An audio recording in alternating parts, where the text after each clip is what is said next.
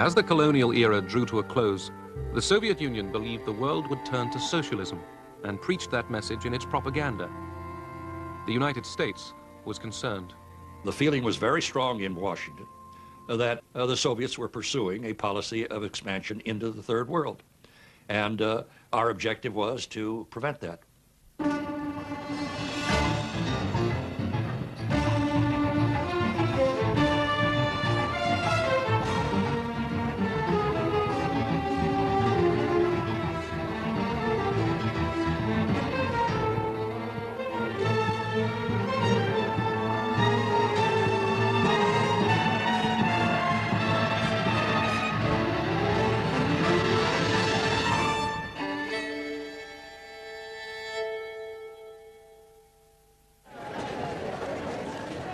Nikita Khrushchev and Gamal Abdel Nasser changed the face of Egypt.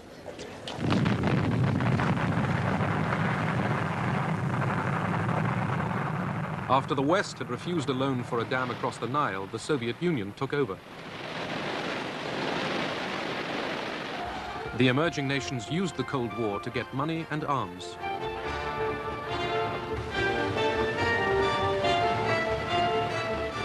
The developing world was being courted.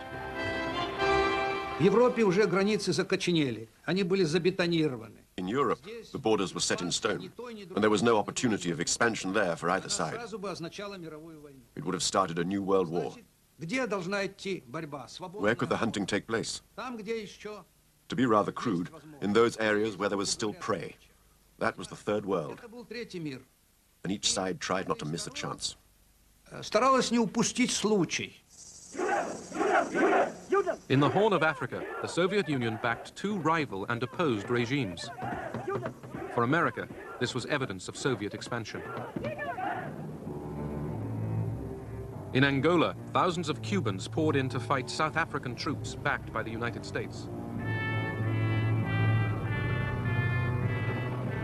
In Egypt, the Soviet Union supplied arms cheaply and on credit. But President Nasser wasn't easily influenced.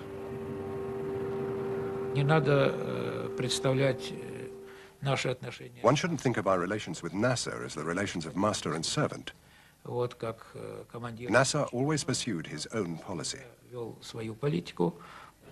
He was able to understand the global strategy, and now we can benefit from the disagreement between the Soviet Union and between the United States and the West, and make benefit of this situation to raise our capabilities militarily and economically. Nasser was the hero of the Arab world. The Egyptians rallied for war. Nasser and the Arab states wanted to destroy Israel. Moscow did not. In 1948, the Soviet Union had supported the creation of the State of Israel on Arab lands. By 1967, Israel's 2.5 million Jews were surrounded by 90 million hostile Arabs. Israel felt insecure. The threat from Egypt became intense. Israel had America's political backing, but not her weapons. Would Israel get America's support for a surprise attack? President Johnson asked us to bring Israel's foreign minister to the family quarters of the White House, and to speak rather crudely about it, the intent was to work him over, to persuade him, is perhaps a more polite term, to avoid a preemptive attack. We thought we had persuaded him.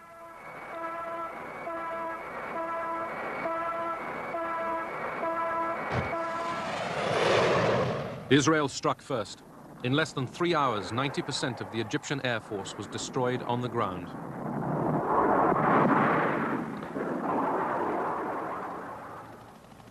The Israelis seized East Jerusalem.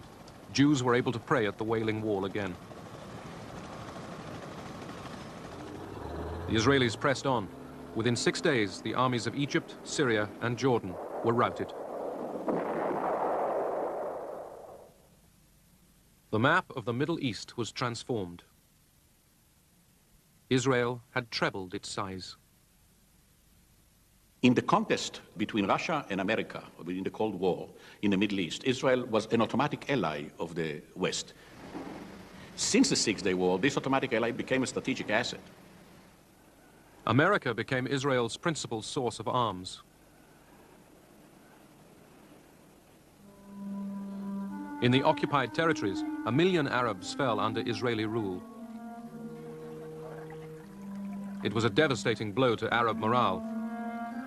The Soviets counted the cost. Как бы наше оружие оказалось не столь эффективным, как our weapons turned out to be less effective than we calculated. хотя бы, так сказать, возместить. We felt that it was our duty to compensate, to supply more arms. Опять же, поставить оружие и and looking at the wider context, not to let the West win. Не дать выигрыша Западу. September 1970. Grief in Egypt at the death of President Gamal Abdel Nasser. The developing world mourned an outstanding leader. So did Soviet Prime Minister Kosygin. The mourners were uneasy, as were the Russians. Who could follow Nasser? I shall do my best to follow the policy of my late president, my dearest friend, President Gamal. But no one will capitulate here in this country. I'm not ready to capitulate or to surrender 1 inch or a bit of sand. At the Moscow summit of 1972, the superpowers agreed on a code of conduct, détente. Richard Nixon and Leonid Brezhnev agreed not to seek advantage at the other's expense. Better ties with America outweighed Moscow's commitments to the Arabs. This angered Sadat because he felt that they were giving priority to détente with the Americans rather than helping Egypt wage a war. But détente didn't stop American efforts to extend its influence in the Middle East at Moscow's expense. Our policy in '72 was really to try to minimize and reduce the role. I'll go further, to keep the Soviets out of the situation. We established the policy then that we would thwart any move backed by Soviet arms until some Arab leader would become so frustrated that he would turn to us for diplomacy, and then we would try to take as even-handed a position as we were capable of developing. In Egypt, as in many other developing nations, the Soviet presence was huge. In July 1972, Sadat told the 15,000 advisors and their families to pack up and go. It was a bold power play. Sadat's move boosted his popularity and showed how little control the Russians really had. By October '72, they decided to come back to the support of Egypt. And then Sadat make benefit from that. He says, well, I expel them to express power so that they would give us what we need. And strange enough, we had arms deal after the October, which was one of the biggest arms deal we've got with the Soviet Union. Sadat needed the arms. He was planning to end the uneasy peace. He wanted to go to war. He needed to go to war. He felt he couldn't do otherwise. He considered that negotiations were impossible without some heating of the whole process. I mean, some shock therapy. Yom Kippur, Israel's most holy day. 4,000 Egyptian troops and tanks surged over the Suez Canal.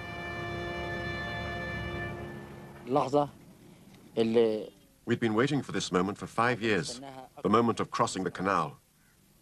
Our cries shook the ground under the Israeli enemy.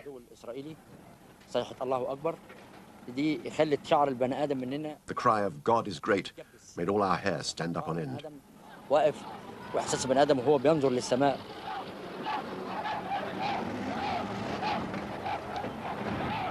The Egyptian army sped ahead, eager to retake lost territory. American Jews demanded immediate help for Israel. Washington was in a dilemma. Supplying its ally Israel risked sacrificing Arab goodwill. The State Department stalled. There was an argument as to whether transport was available. And the Pentagon suggestion was that private transport be leased. We were very disappointed and angry that supplies were arriving so slowly, and only on El Al planes. The air convoy was delayed again and again.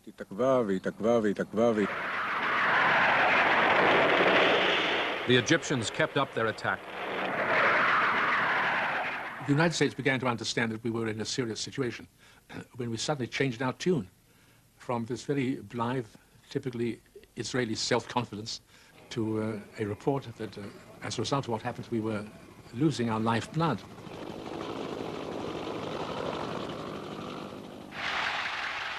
Sadat was triumphant. He had regained land Egypt lost in the Six-Day War. But the Russians sensed disaster ahead. They urged Sadat to accept a ceasefire. He would benefit from a ceasefire. Otherwise, he'd be forced to retreat. But Sadat wouldn't listen. In Washington, President Nixon ended the delay over the arms shipments. Nixon said when the option was brought to him to send 2-3 American planes, said, let's send a lot, because we are going to be criticized anyhow. And we will be criticized for whatever we do, for 1 plane or 2 planes, for 40 planes. So let's do it in an effective way. The airlift put the world's largest power publicly alongside Israel. Now it was Moscow's allies that faced defeat.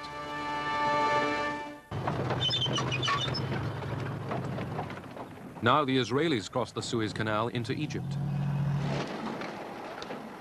Soon, most of the Egyptian army would be stranded in the Sinai. Then Sadat got terrified. He spoke on the phone directly to Brezhnev. I was there. I remember him begging, save us from these Israeli tanks.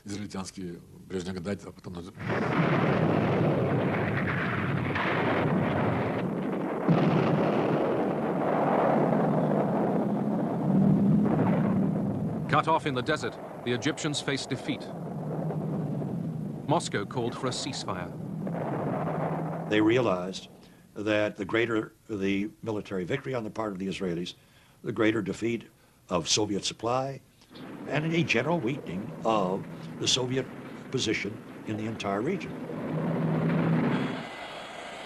The Soviets and Henry Kissinger rapidly agreed proposals for a ceasefire. As Kissinger arrived in Israel to break the news to the Israelis, the superpowers' ability to restrain their allies would be tested. We had made commitments which some of our leaders, especially Golda Meir, our prime minister, believed to have been rather rash. And when he landed, he said, I'm going to be chastised for this. Israel wasn't yet willing to end the war. Kissinger explained what happened, and he vowed to continue to help Israel in case there is a renewal of fighting.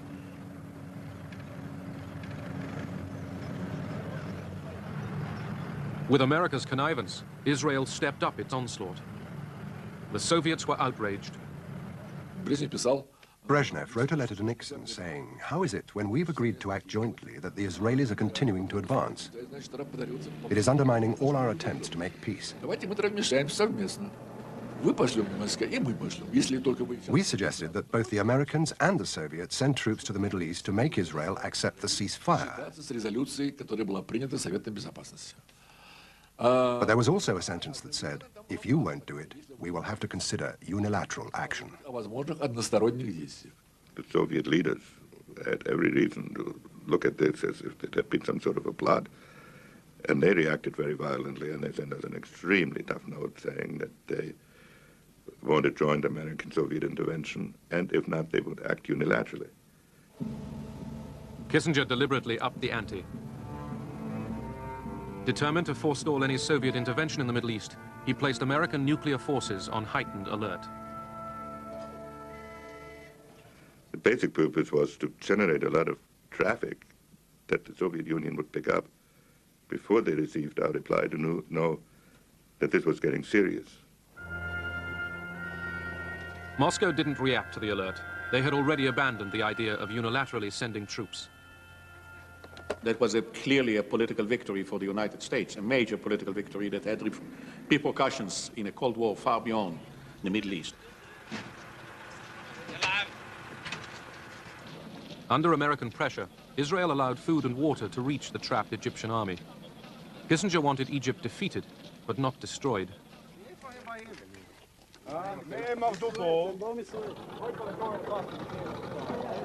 With the Israelis just 100 kilometers from Cairo, the Egyptians were forced into their first ever face-to-face talks with Israel. Moscow was not involved.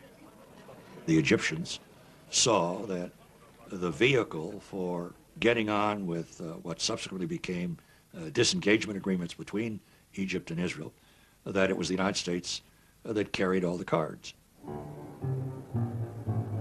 Henry Kissinger became the world's most famous frequent flyer. Shuttle diplomacy gave him easy access to Sadat. The relationship had fundamentally changed. I mean, since the war, Sadat believed that the main global party he should woo was Americans. Kissinger's travels didn't bring about permanent peace. They showed America was winning the Cold War in the Middle East, but there was a price to pay. Я думаю, что эти события, они оказали... These events unfavorably affected the process of détente. на разрядку в том смысле, They strengthened the mistrust of the Soviet Union towards the United States. недоверие Советского Союза к Соединенным Штатам.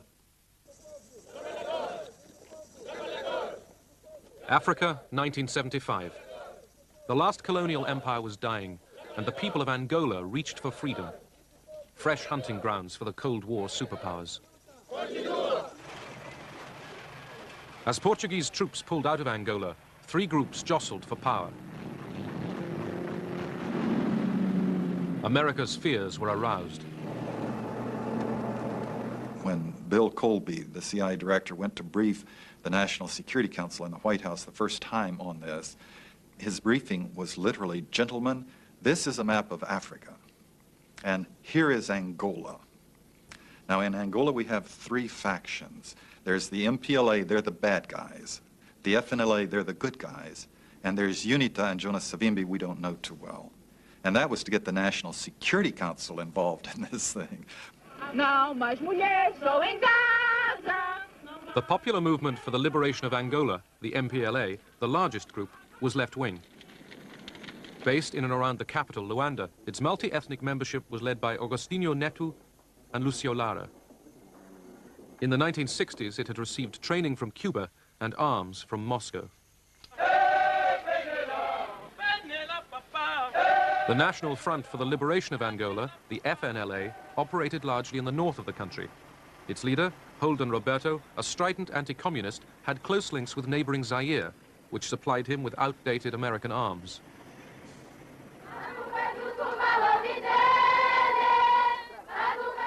The National Union for the Total Independence of Angola, UNITA, led by Jonas Savimbi, was based in the south of Angola. A charismatic leader, Savimbi decided that American backing was the key to power.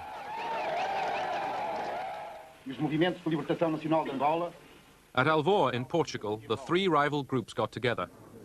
They agreed on arrangements for independence and elections. The United States scotched that, absolutely. Our solution was the CIA, without approval from the National Security Council, delivered $300,000 to Holden Roberto and ordered him to send his people into northern Angola. We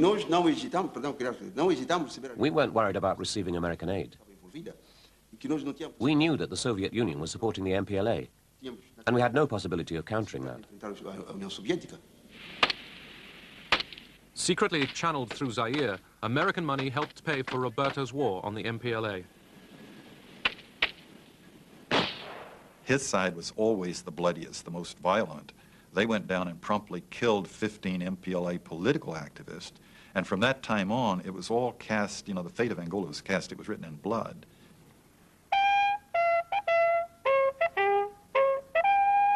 The Americans were not sure that Roberto's troops could defeat the MPLA.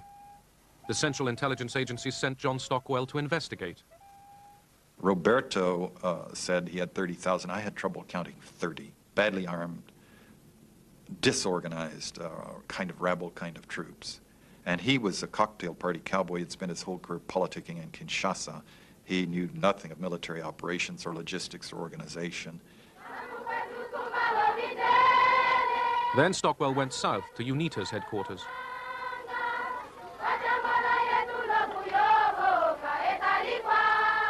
Stockwell met UNITA's leader, Jonas Savimbi.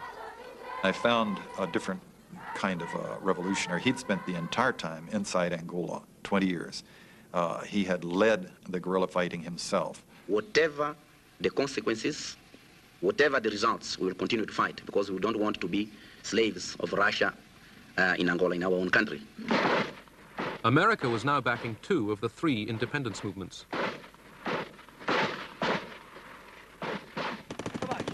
Washington ruled out intervention in Angola with American troops. Instead, it turned, secretly, to South Africa. The United States, at the highest level, requested assistance, or rather requested South Africa to go in and assist UNITA. We did maintain a position of disapproval of apartheid.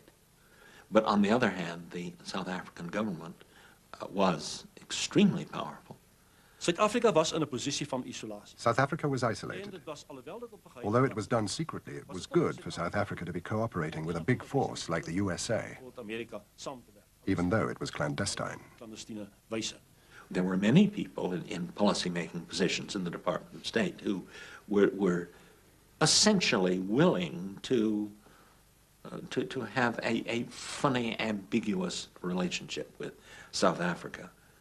The focus was on Soviet penetration and the possibility of the Soviet Union using unstable situations in Africa to benefit itself, to take root and foment trouble.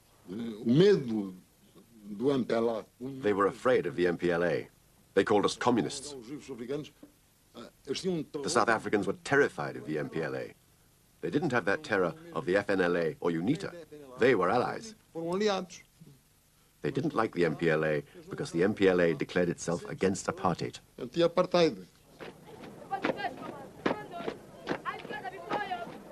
In Luanda, the MPLA was staging parades. In the countryside, it was losing control. We were alone, poorly equipped, poorly trained, poorly armed. We requested help from the Cubans to help us resist that aggression. Keen to show leadership in the developing world, Cuba sent 400 military instructors to Luanda. Moscow hadn't been consulted.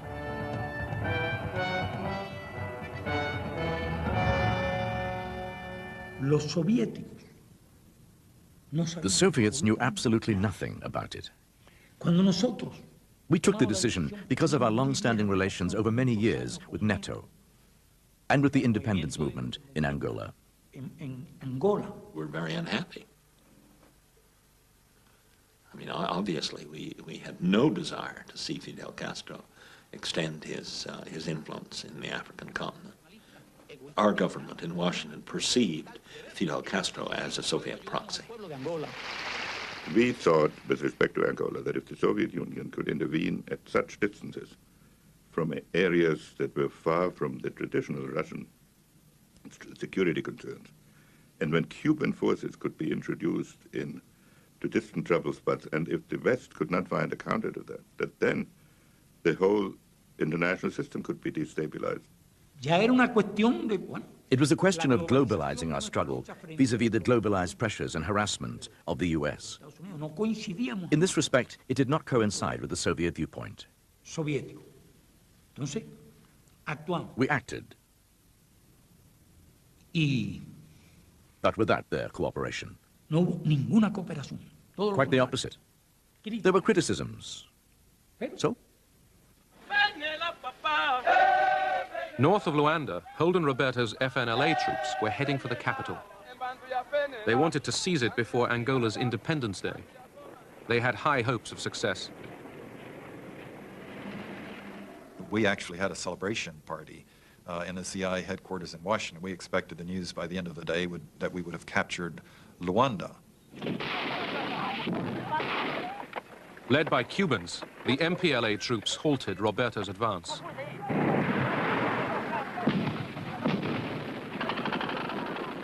In the middle of the valley, about 2,000 122-millimeter rockets began landing. And we had nothing to answer with, and our forces broke and ran. The military force of the FNLA had been blunted. America's ally was in trouble.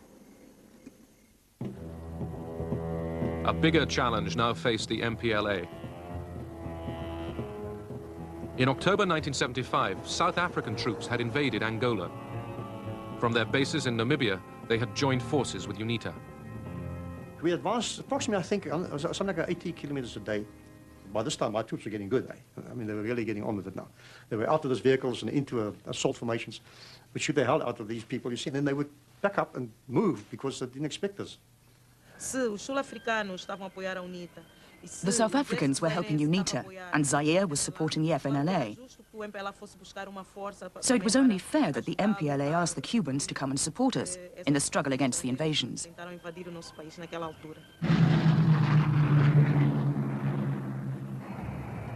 Just 2 days before independence, thousands of Cuban combat troops began arriving in Luanda. In Moscow, this was greeted without enthusiasm. It was only when the Cubans had landed that we got involved, because the Cubans kept asking us for help. They wanted weapons, they wanted food supplies. Once we started sending things to Angola, we were soon in over our heads, even though it wasn't in our plans to go there.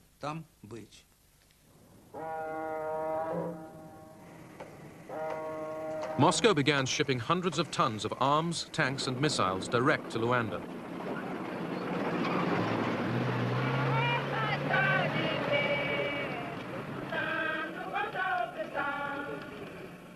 As the MPLA began rehearsals for Independence Day, battles were still raging just miles from the capital. In spite of that, it was important for us to proclaim independence, and we did so.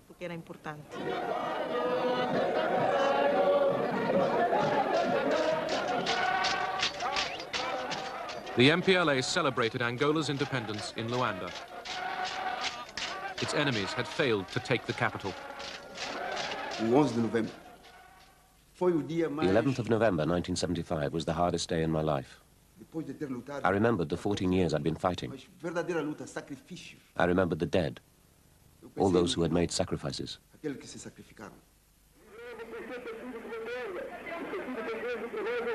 Agostinho Neto greets the Soviet ambassador. The MPLA was recognized as Angola's government by the Soviet Union, Cuba, and most of Africa. Its fight against South African troops gave the MPLA political credibility. South of Luanda, the Cubans prepared to end the South African advance. It was a decisive battle, because if they broke our defense, it would be very difficult then to stop them getting to Luanda. There were roads going to the north, roads going to the center, many roads, which would have made their advance very powerful and fast.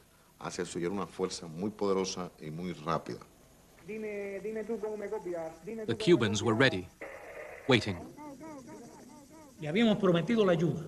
Angola would have been lost. Mobutu's troops were close to Luanda. The South Africans had penetrated over 1,000 kilometers. They were close to Luanda.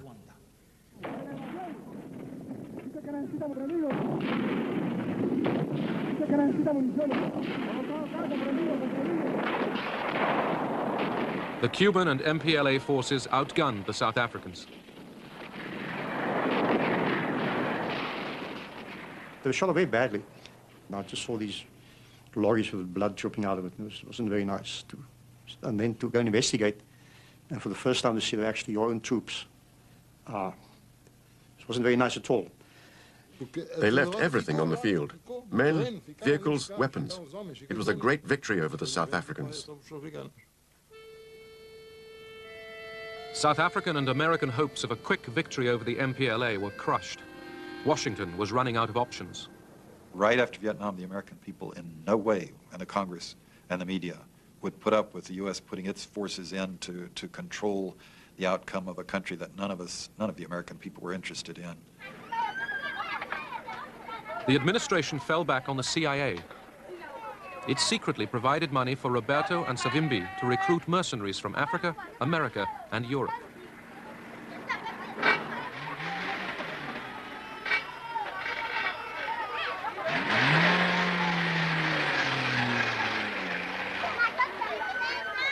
We did kill when we had no particular reason to. We tortured to achieve information that they probably didn't have, and this was not captured enemy soldiers. These were probably just local civilians. And that atmosphere permeated its way through the whole unit. We were just a loose band of bandits with a very dangerous leader and a few associates. Among the mercenaries, there were some very fine soldiers. Callan, for instance. I've seldom seen such a good soldier. He had phenomenal courage. He was a psychopath, a raving psychopath, and a couple of men right near him were psychopaths. 13 mercenaries were captured by the MPLA and put on trial. Callan and 3 others were executed. The CIA was still active. The Congress would have stopped us up front if we had not successfully lied to them. Putting in arms, putting in advisors, bringing in South Africa. We kept it propped up for a while, but opposition was mounting. Still shocked by events in Vietnam, the Congress cut off additional CIA funds for Angola. This abdication of responsibility by a majority of the Senate will have the gravest consequences for the long-term position of the United States and for international order in general. A great nation cannot escape its responsibilities.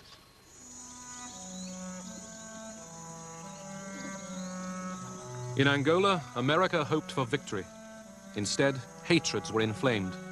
The Civil War outlasted the Cold War itself, leaving thousands maimed, dead, or homeless.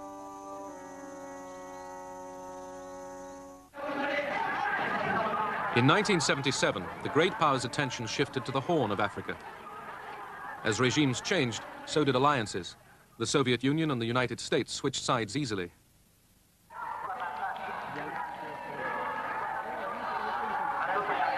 In Ethiopia, the emperor had been ousted and replaced by Marxists. Moscow had a new ally, Colonel Mengistu Haile Mariam.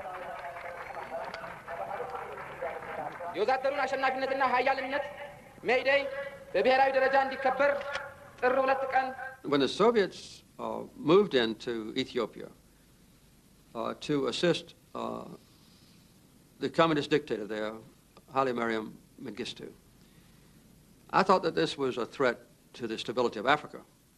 The Soviets at that time were proclaiming over and over again that the scales of history were tipping in the favor of the Soviet Union. The Soviet Union would outstrip us in economic performance. The Soviet Union was getting a strategic edge.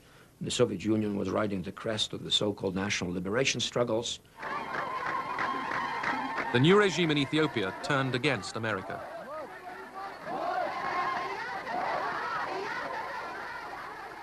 Mengistu expelled most of the Americans from Ethiopia in the following months, arrogantly terminated the American aid program.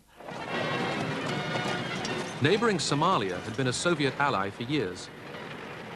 Somalia's army was equipped with Soviet weapons. But now that Moscow was also linked with Ethiopia, the Somalis considered turning to Washington.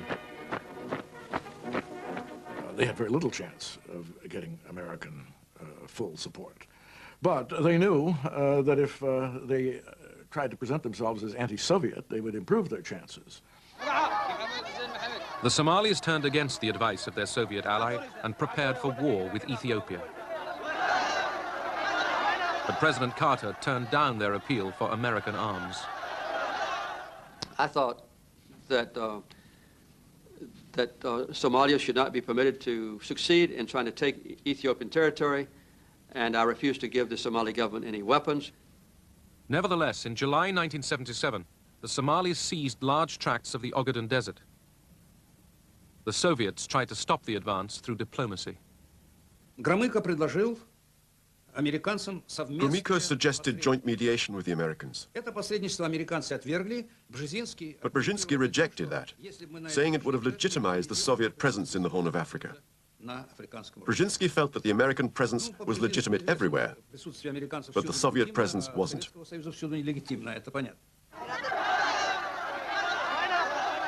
Anti-Soviet demonstrations in Somalia greeted the government's decision to send the Russian advisors and their families back to Moscow.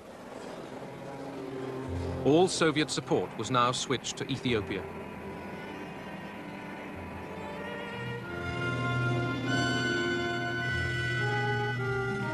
The Soviet Union began shipping in weapons and 15,000 troops to fight in Ethiopia. The troops were Cuban.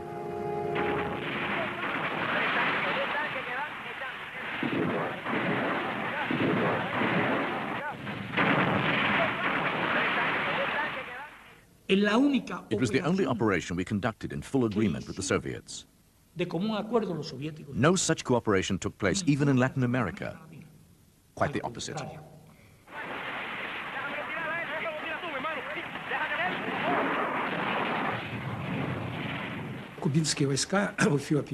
The Cuban troops in Ethiopia played a very important role.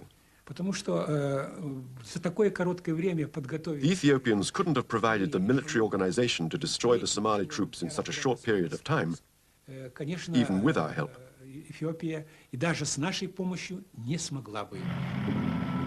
With Cuban troops and Soviet support, the Ethiopians drove the Somalis out of the Ogaden. But Moscow wouldn't let the troops advance into Somalia.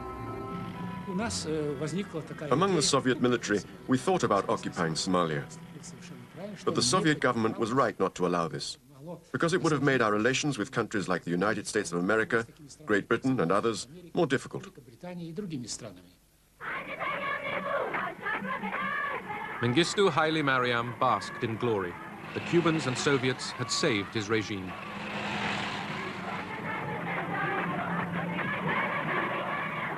In Washington, some saw the victory as proof that the Soviets were abusing détente. The Horn of Africa was not important to America as of itself, but it was important as a measure and a test of how the Soviets were interpreting détente. Quarrels about the Third World were getting blown out of all proportion.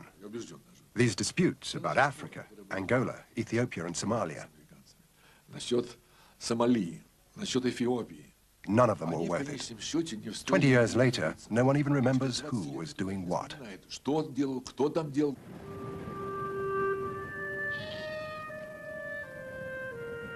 In the hunt for Cold War gains, the superpowers spawned an arms race in the developing world. Their solemn promises of restraint were blown to the winds.